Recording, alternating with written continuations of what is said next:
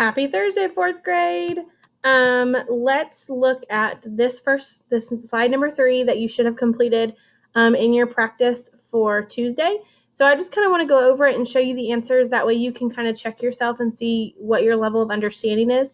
Because remember, your goal for today is to be comfortable and proficient or good at comparing decimals with tenths and hundredths.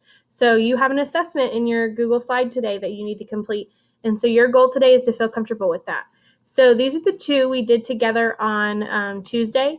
And so let's look at these ones. And we're going to go through them very fast because this is our 4th lesson on comparing decimals. And it is a hard task. But we're going to go through that pretty quickly. And I'm going to give you reasons to why. And then if you question any of them or you have any concerns that maybe I got it wrong, because it's very, very likely, just let me know.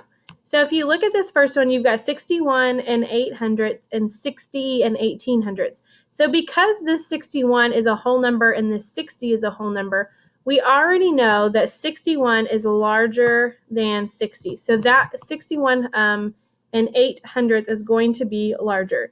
So now let's go down here. And for the same reasons, you've got 3 and 5200ths or 5 and 3200ths. So that 5 whole number is already larger than the 3 whole number in 3 and 5200ths. So 5 and 3200ths is going to be bigger. Now let's move to this one. You've got 9/10ths and 90/100ths. If I have 9/10ths though, what would be the equivalent fraction to that with hundredths? 90. So really, these are both going to be equal to each other. So even though you've got 9/10ths, when you have 90/100ths, those are the same value. Those 90/100ths are just going to be in smaller pieces, whereas the 9/10ths is going to be in larger pieces.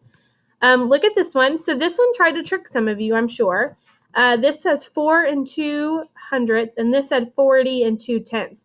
So you have to be careful where that decimal is placed. So because you only have 4 holes in this one and 40 holes in this one is going to be larger, 40 and 2/10ths, because of that 40 being a whole number and it being so big.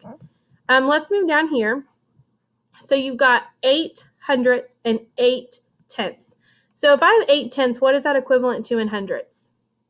80/100ths. So is 80/100ths or 800ths larger? Well, the 80/100ths. So that means 8/10ths, even because remember 8/10ths and 80/100ths are equivalent. So that 8/10ths is going to be larger. Look at this one. You have 41, 5 and 41. I'm about to sneeze. Sorry. Oh, excuse me. I have 5 and 41/100ths or 5 and 14/100ths. So which one's larger? That one's kind of a little bit easier because they're already in the same place values that you need to compare. So this 41/100ths is going to be larger.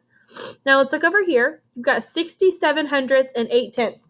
So remember, when you have that 8/10ths, and I know I've showed you this, but I want to go ahead and show you again. So this is the decimal 8/10ths, right?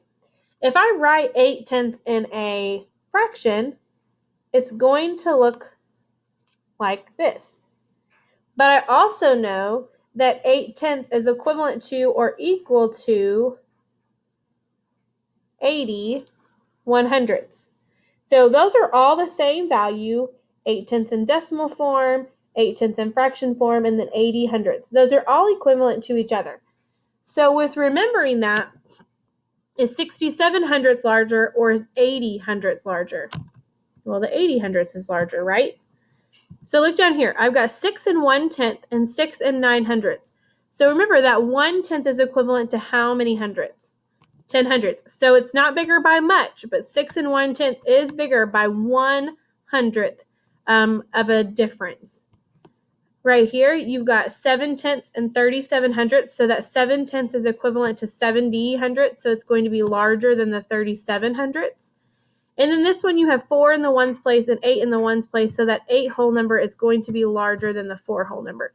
So this is what your comparing decimals should have looked like when you completed it. And if you have any questions or you disagree with why I answered one of these a certain way, please just let us know.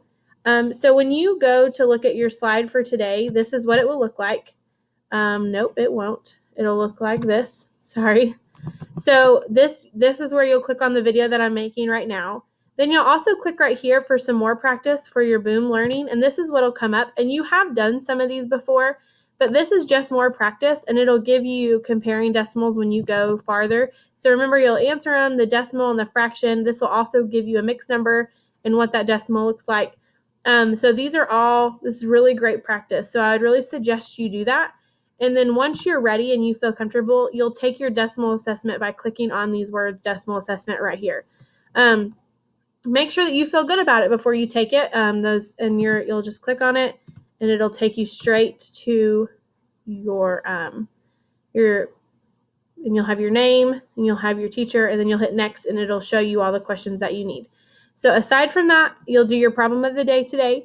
But I really want you guys to feel comfortable with comparing decimals and switching decimals from fraction to a decimal and decimal to a fraction. And if you have any questions with that, just let us know. Have a great Thursday.